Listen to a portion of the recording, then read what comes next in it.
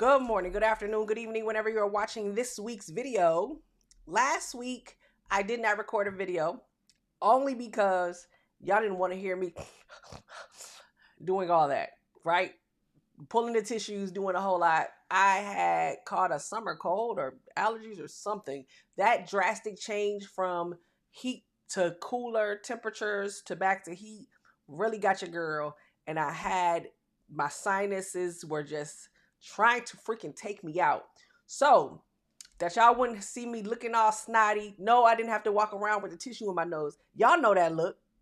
I know I ain't the only one who's had to do that because you got post nasal drip. I didn't want to get that to y'all. Now I had record a couple of videos for some clients, and they was hearing me sniffle and sip on the tea and all this kind of stuff. But I did not want to give that to the masses because, baby, it wasn't cute. It wasn't cute. But I have more energy. I have been drinking my fluids. I am still drinking my teas, and I'm not as congested as I was last week. So here we are, finishing up the real estate professional portion of the passive activity rules. Now, I'm going to end up going over a few things that we've already discussed, browbeat you into them, but the main things we're going to talk about this week really are the two things that make real estate professional qualification that exception, how you qualify for that, and then we're going to talk about a couple of cases. So just from an old article from the tax advisory from AICPA magazine from back in 2014, just because it does a great job of giving us some case law to be able to leverage and allow you to think. And it's going to stress for you. The one thing that I've always told you, that no matter what, real estate is passive unless you can prove that it's not. By default, real estate is passive.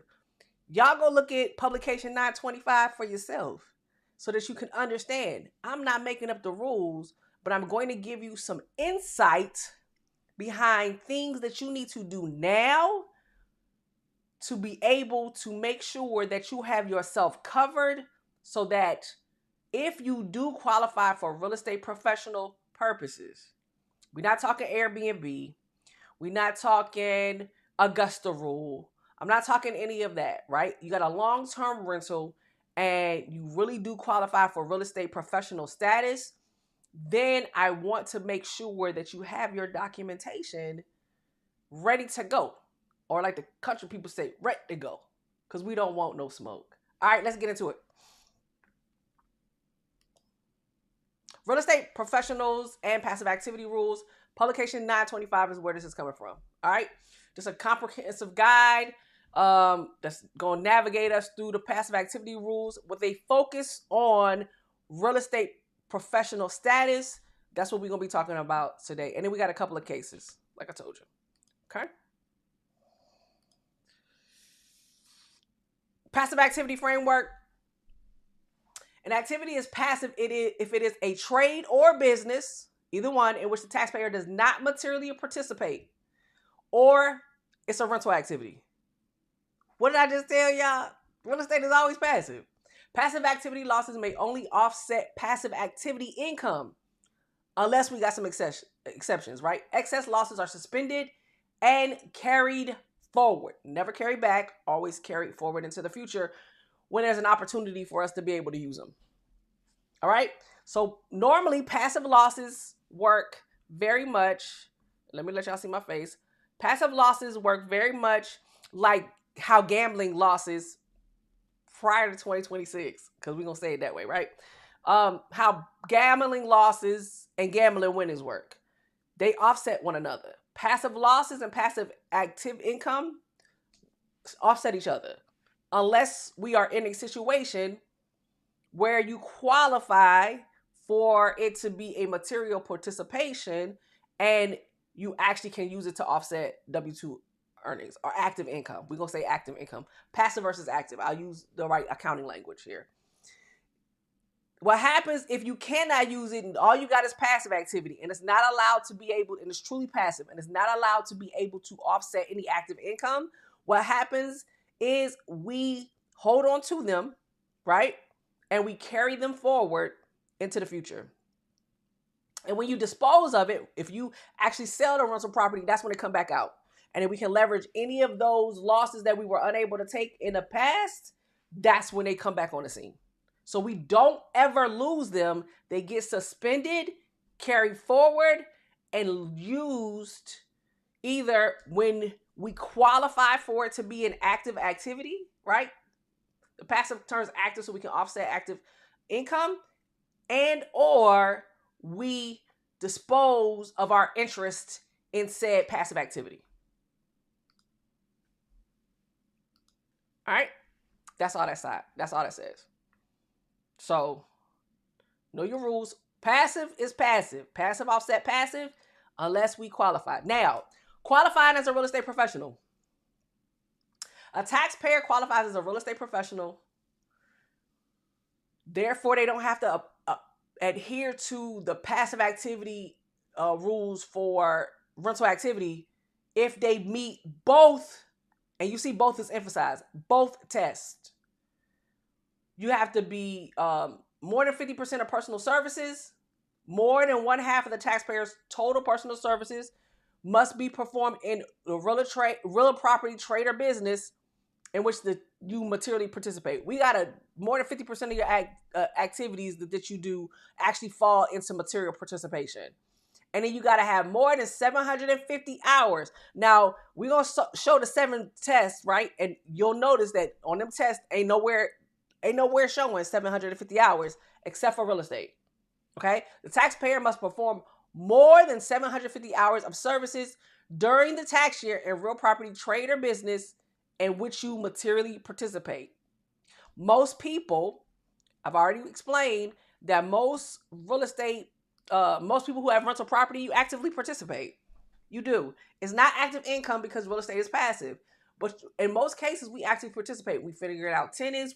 We're paying, we're picking the property management company.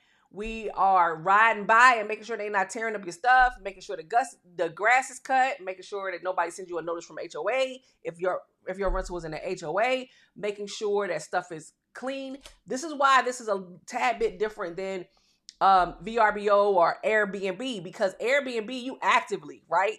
You rent a house for a short period of time. You have a crew that goes and actually changes the sheet, very much like what happened in a hotel stay. You are cleaning the bathroom. You see a lot of these on Instagram, people showing what it is to be an Airbnb owner and the things they do and how actively they are going in. And after a couple of days, depending on who the person that stayed, they are materially present. They are actively involved in that, right?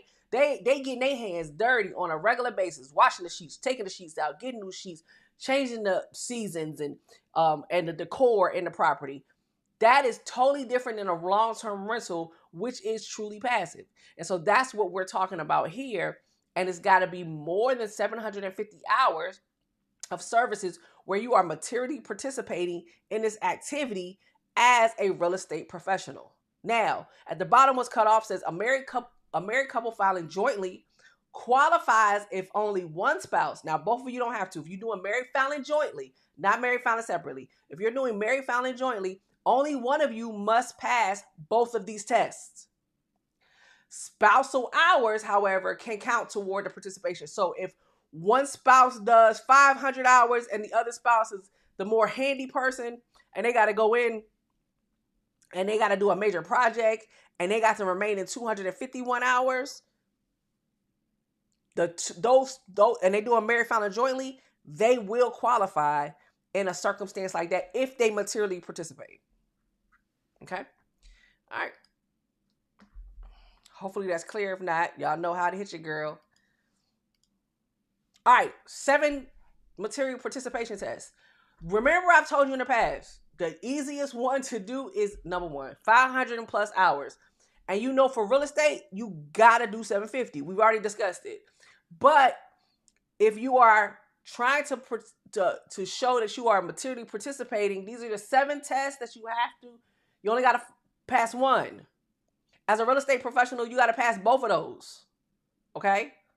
Let's look at it. Let's go back real quick. To materially participate, you got to pass one of these tests. Normally, hours is the easiest test to pass. I'm not trying to be funny. It is, right? Hours is 500 plus hours is easier to pass.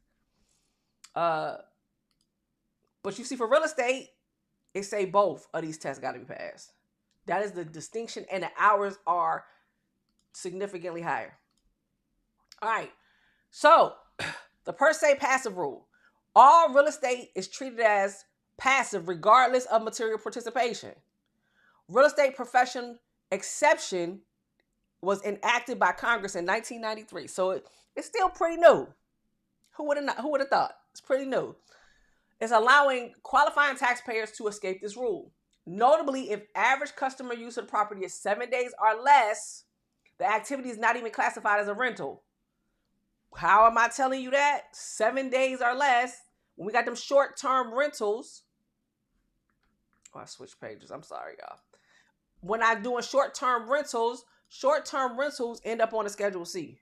That is you really running a business. Them Airbnbs, 9 times out of 10, end up on a Schedule C because we are almost running like we are in the hotel and lodging industry when we're doing Airbnb. They flipping. If you got a really good property, you got people running in and out of there. Let's say it's in a vacation area, somewhere like Florida or maybe California, Las Vegas, or something like that, in the mountains for those who like to ski. Those Airbnb locations, or I was gonna say like traveling nurses, but those in some cases, sometimes traveling nurses may be in an Airbnb status, but some of those traveling nurses may be on a long-term lease, and you will handle those a little bit differently. Okay, so but notice that's not considered passive activity. 7 days or less. And you keeping track of how long people are staying. Okay. Trust and closely held C corporations. A closely held C corporation qualifies if more than 50% of gross receipts derive from real property, trade, or business in which it materially participates. There's a court case, it lays it out here, Frank Argana Trust, where the trust held the trustee employees' personal services counted towards the trust material participation. Notice this does not say estate. This says a trust. The rental property was sitting inside of a trust. Okay? So I need you to pay attention because it could be that trust could qualify based off of the activity that's going on there. What counts as real property, trade, or business? This is really what matters, right? Development and redevelopment, construction and reconstruction, acquisition and conversion, rental and operation, management and leasing, brokerage. Okay. There, and it tells you the IRS. That's the IRS section. It's broad. It's a broad definition. And I talked to you all about this one. This is my favorite thing to do with real estate is the grouping of the rental activities, right? Because if you have a portfolio, you may have one property that's kind of doing this thing, but you might have some other properties that need a little bit more TLC, and you got to be involved. And I like to group rental, if I can, into one activity, but we have to actually state that on a tax return. It's not something that's like, you have to disclose it, and I do disclose it. Taxpayers with multiple rental properties may elect to treat all rental real estate as one activity, filed with the original return. And to me, that is the key, the original return. When we are doing multiple properties and we are that first initial return, we looking at all this as one activity. This prevents the need to satisfy material participation separately for each property. What does that mean in layman's terms? I apologize for that, y'all. What does that mean? This means that instead of having, let's say you have 3 properties and you're like, oh, holy smokes, I want to qualify as a real estate professional. I believe I have enough hours, but I don't have 750 hours.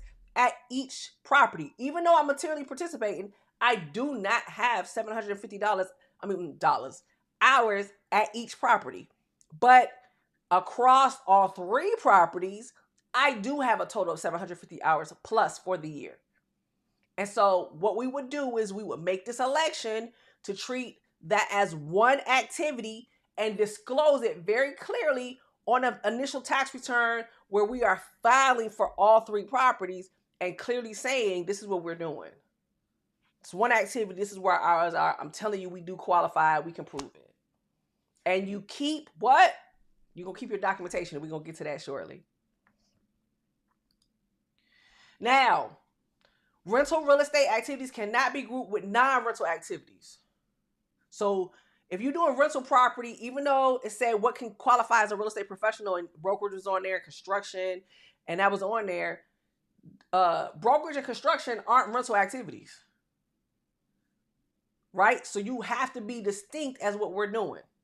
So you can't group your income that let's say you're a developer, you can't group and you own rental property, you can't group your stuff from being a developer with the rental real estate, because those are 2 different actual activities. Even though that helps you qualify as a real estate professional, you're not grouping those things together. Active participation, we got our $25,000 allowance for passive loss on to include real estate. And remember that we either can, if we find out that we got active participation, but we're not materially participating, and we qualify for up to our $25,000 passive activity loss, what will happen is we don't lose it if we can't use it all in that year. We just carry it forward into the future or until we actually sell said property.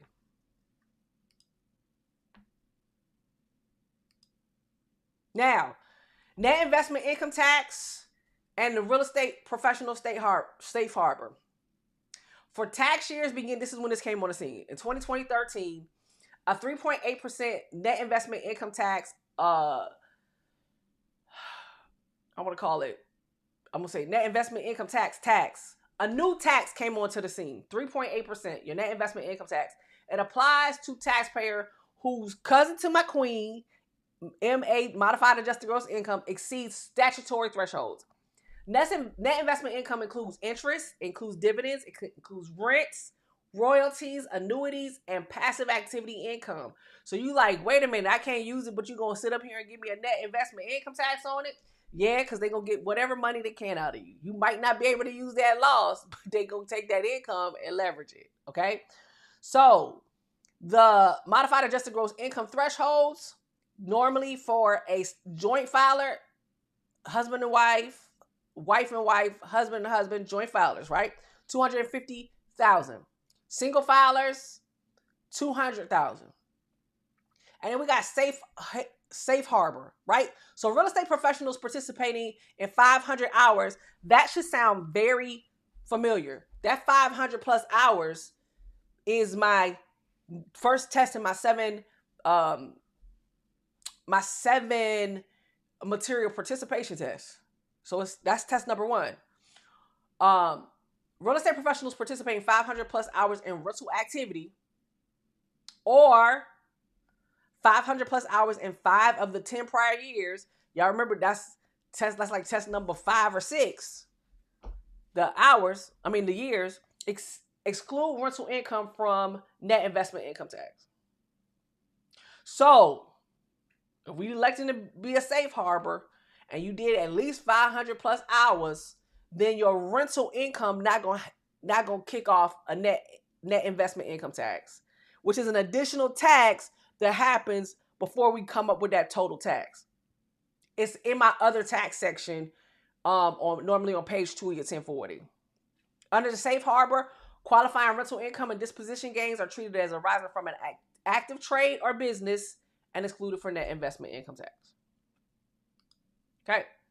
Now, this is really the part I really wanted to show you because I feel like this is significant. There are several different cases, and yes, they happen, and I'm sure there's cases past this. But remember, I told you I pulled this article from 2014 to help give us some substantiation here. We had a case in 2014. We had a case in 2013. We had a case in 2012. The things that I want to point out are as follows. At the end of the day, the taxpayer, if the IRS disallow something on your return and it happened to be related to real estate, it's on you to have the burden of proof to prove, no, I have a right to this. You got to have some documentation, permits, appointment that they allow for, appointment books, calendars, or narrative summaries, but courts have rejected ballpark guesstimates. So in other words, so y'all see my face, so you understand I'm not playing with you. Get your documentation in order now. Make sure you have your stuff documented and ready to prove for that log, especially when they're trying to say, nope, you work over here, so there's no way in God's creation that you could have ever had 750 plus hours in real estate activities to allow you to qualify to materially participate. You want to be ready for that. Now, in 2014, the case said taxpayers' detailed logbook was accepted as accurate despite IRS challenges. But the hours log were still not sufficient to qualify as a real estate professional. Remember, you sitting up there paying your mortgage and you saying it took me 20 hours to do that, that's not going to count. That's not going to count, okay? So be mindful of the activities that we are putting down here. Second case, taxpayer with 7 out-of-state properties, an S corporation, and a third business failed to establish the 750-hour rule or 50% of services in real estate. Summary deemed an unreliable ballpark estimate. You want to be specific. I had a trip. Here go my mileage log. This is what I did. Like, let's be that detailed. A salary salesman earning $120,000 claimed real estate professional status without contemporaneous records. Baby, he ain't had no support. The court found he failed to establish either the 50% or 750-hour requirement. Get your documents together now. And note that even if you may not qualify as a real estate professional, if you meet passive activity rules because your AGI allows you to be able to take up to $25,000, cool. But if you don't, that does not mean that we don't want to report it on our return.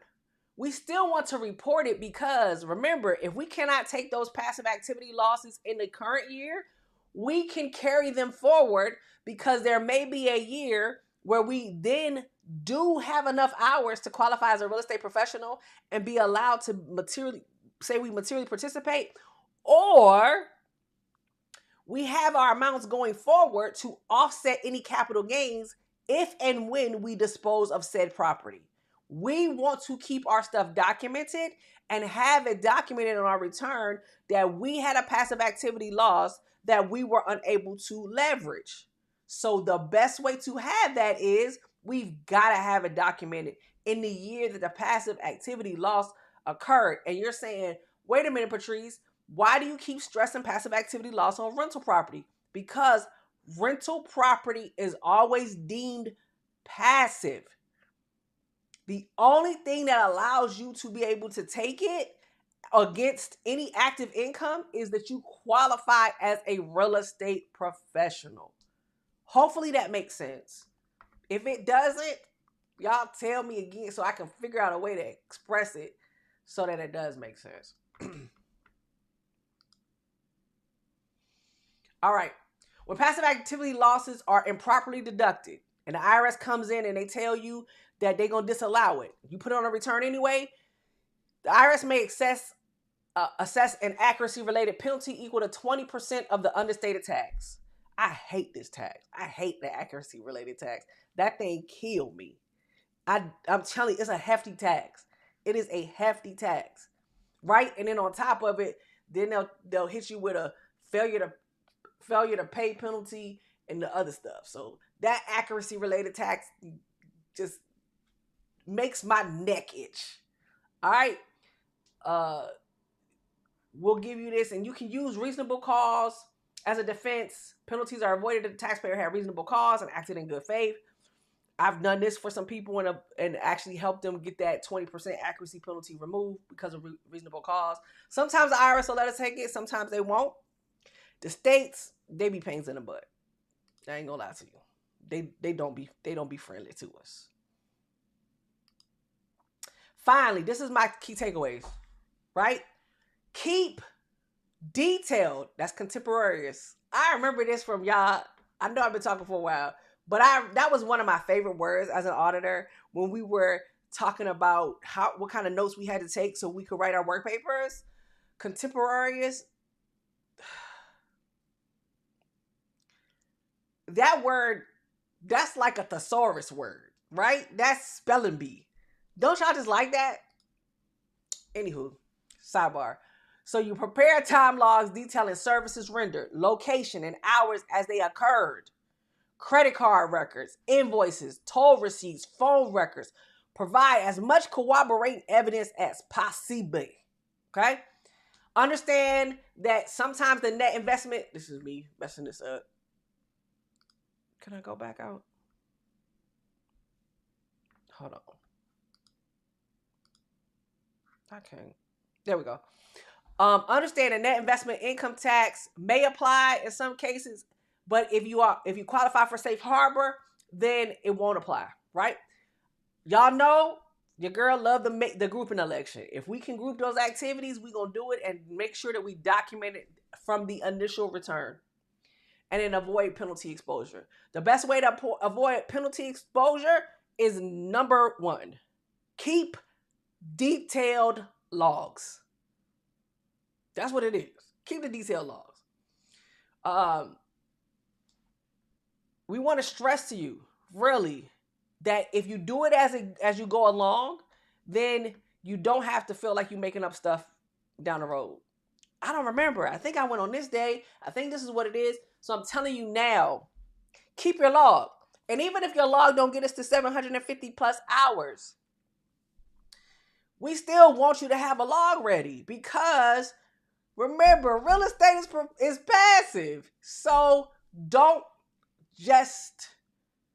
leave it off the table if it truly is a long-term rental. You know what I'm saying? If you really had a documentation and a records to substantiate a long-term rental and you're doing the things they're supposed to and you're running it like a trade or business, then I want you to be able to have your stuff documented accordingly. And it's not because most tax professionals actually will charge you a little bit extra to do that Schedule E. It's nothing to do with that.